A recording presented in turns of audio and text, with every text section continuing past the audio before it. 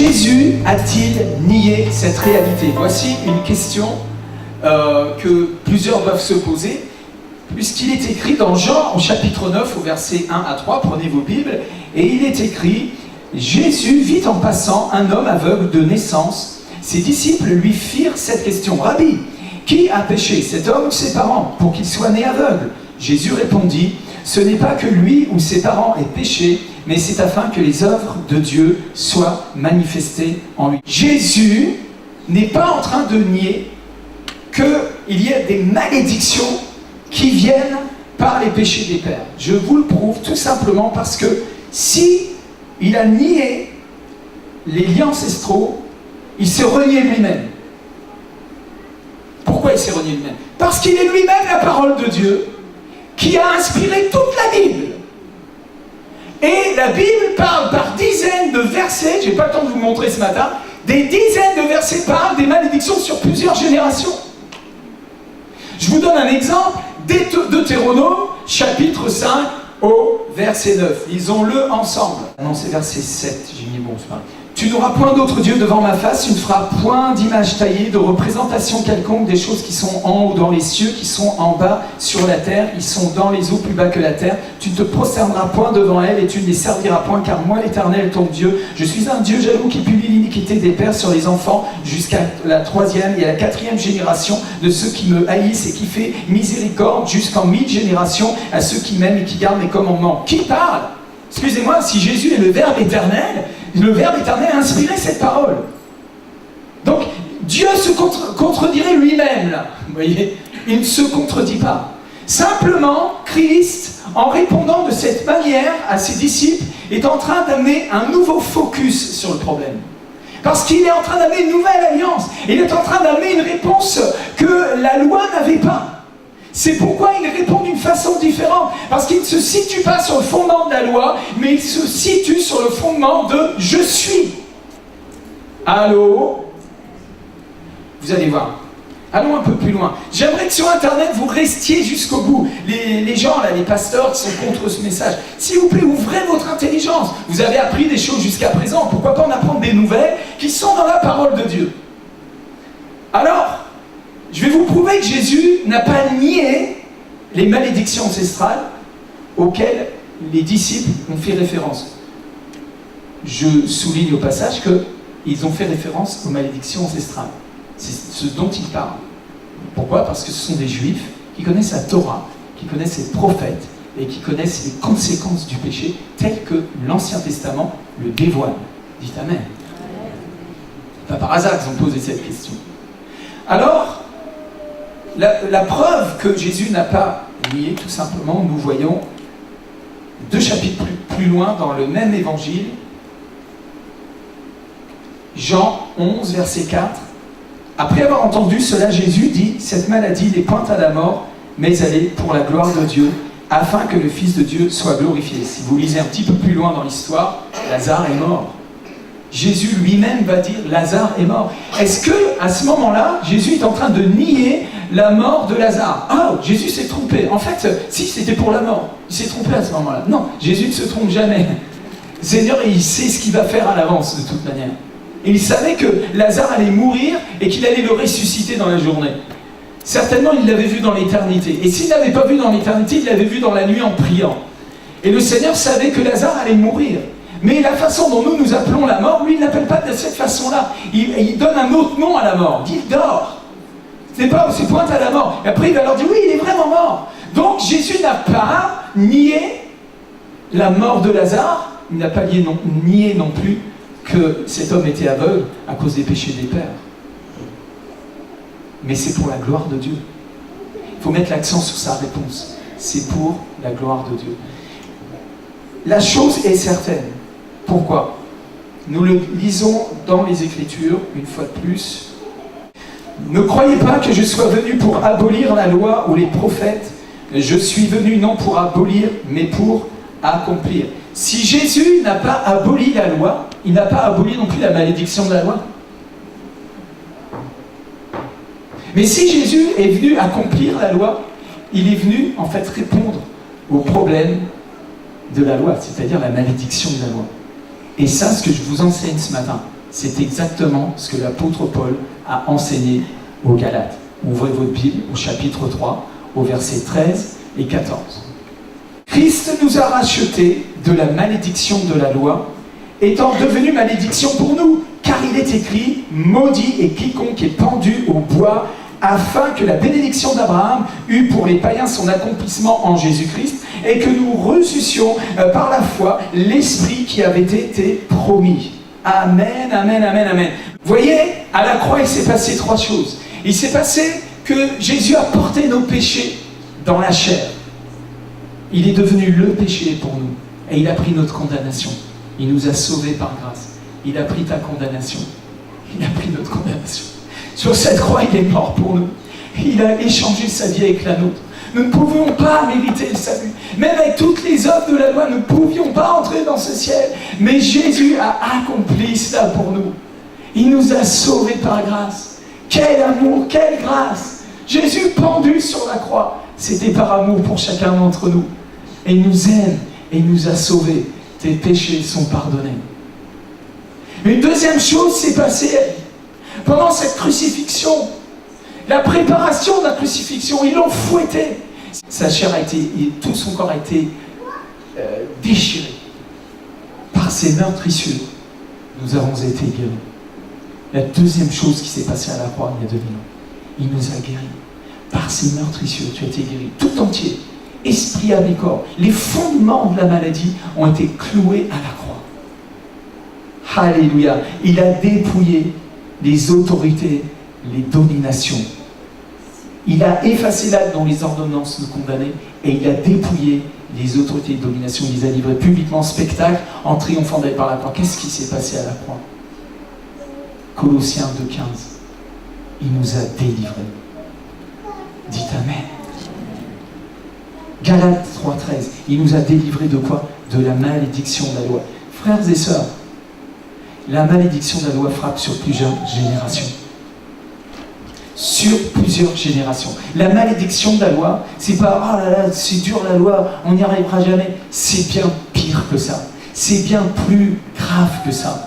La malédiction de la loi frappe sur plusieurs générations. Ouvrez dans Deutéronome au chapitre 23. Voilà, et c'est écrit dans Deutéronome 23, versets 1 à 3, « Celui dont les testicules ont été écrasés ou l'urètre coupé n'entrera point dans l'assemblée de l'Éternel. » Vous voyez, la sexualité est consacrée, sacrée. C'est quelque chose de pur pour Dieu, c'est quelque chose de glorieux. C'est la seule chose naturelle à laquelle Dieu a attaché la gloire créatrice. Vous participez à un miracle créatif quand vous faites l'amour avec votre conjoint, il y a un bébé qui arrive, c'est un miracle, c'est une grande gloire. Et quand nous touchons à ça, par l'avortement par exemple, ou par le fait de couper les choses, eh bien on touche à la gloire de Dieu. Et c'est une malédiction qui vient. C'est une destruction qui vient. Amen, amen, amen. C'est pas moi qui dis sa parole de Dieu. Et le Seigneur brise la stérilité ce matin. S'il y a une femme qui est stérile ou un homme stérile, vous êtes délivrés ce matin. Au nom de Jésus. Celui qui est issu d'une union illicite n'entrera point dans l'assemblée de l'Éternel. Même sa 10e génération n'entrera point dans l'assemblée de l'Éternel. Vous voyez le rejet là? Il y a des gens, ils sont incapables de vivre en communauté, incapables d'avoir une assemblée, d'y rester dedans. Ils ont tout le temps du rejet. Hein? Le rejet. Il n'y a pas une ou deux personnes sur ça. C'est des centaines, c'est des milliers. Je crois que c'est des millions de gens sur Terre qui vivent avec des épées plantées, des épines plantées, des flèches. Et c'est marqué rejet dessus. Rejet de mon père, rejet de ma mère, rejet de mon pasteur, rejet de la communauté, rejet de l'autorité, rejet de l'homme, rejet de la femme. Le rejet, ça détruit l'humanité. Le diable utilise le rejet comme son scalpel pourri, il détruit l'âme. L'âme humaine est tellement sensible, tellement pure, tellement comme un petit bébé si sensible. Et le rejet vient comme un esprit violeur qui viole toute ta sensibilité, qui viole ton comportement, qui viole ta capacité de penser normalement. Et ce rejet rentre par génération. Et on voit que sur 10 générations, il y a une malédiction qui frappe ceux qui sont nés d'une union illicite. J'ai rencontré des gens, en prêchant ce message-là, des gens sont venus en me disant, c'est la première fois que je le dis, mais mon père, c'est mon grand-père. Mon père est mon grand-père. Et personne ne le sait, c'est un secret de famille, secret d'État. Et ça se trimballe sur des générations. Alors vous avez l'homosexualité qui rentre, le rejet en profondeur qui vient comme ça. Parce qu'il y a eu des incestes. Il y a eu des incestes.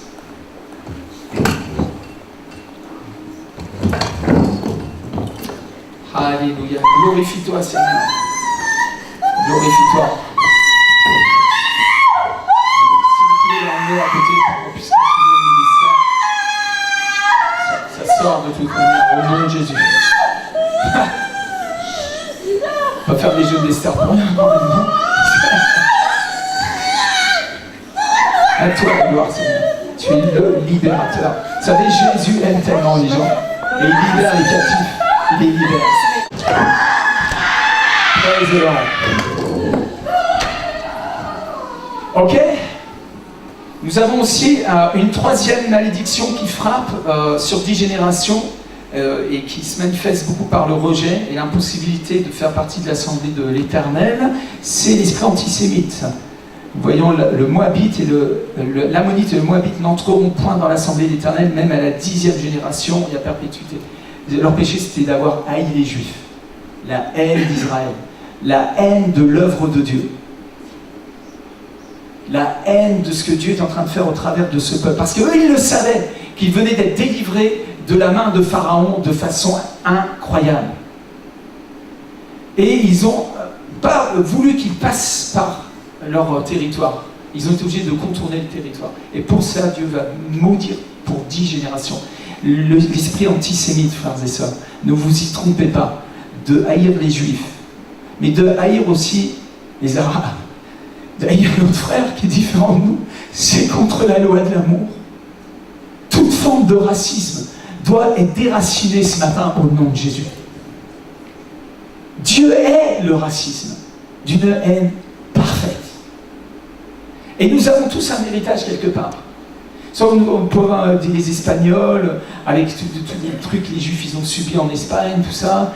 Alors les Espagnols peuvent être... On est mélangés en fait. On a du Juif, mais on a de l'Espagnol persécuté, on est mélangés. C'est horrible. Et on a ces choses qui sont là, qui sont passées de génération en génération. C'est la vérité. C'est une réalité. Et nous avons besoin d'anéantir ces choses par une prière d'onction, de puissance, d'autorité.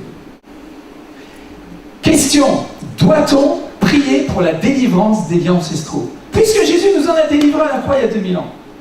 Hein?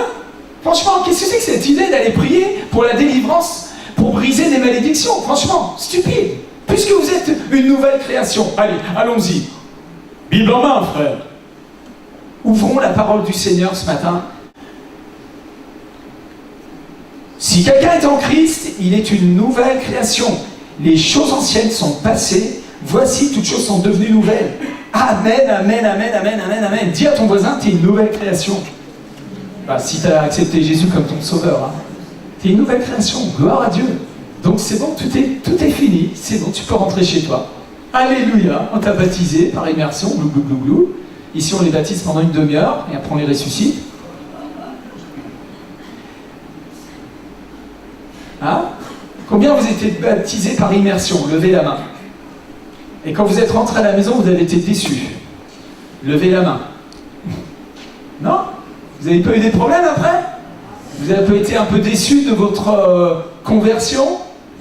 Levez la main. Il n'y a pas de menteur ici. Au nom de Jésus. Ah, vous êtes tous très très contents de votre baptême. Pas de problème. Je ne sais même pas pourquoi vous êtes venus en fait ce matin. Hein, vous êtes venus parce qu'il y a des chaînes dans votre vie. Vous êtes venus parce qu'il y a des trucs qui ne sont pas réglés dans votre vie. Mais pourtant, vous êtes une nouvelle création. Les choses anciennes sont passées, toutes choses sont devenues nouvelles. On arrête le pipeau. Moi, je joue de la flûte irlandaise, mais pas du pipeau. Et on ne va pas se mentir à soi-même. Des choses ne sont pas réglées.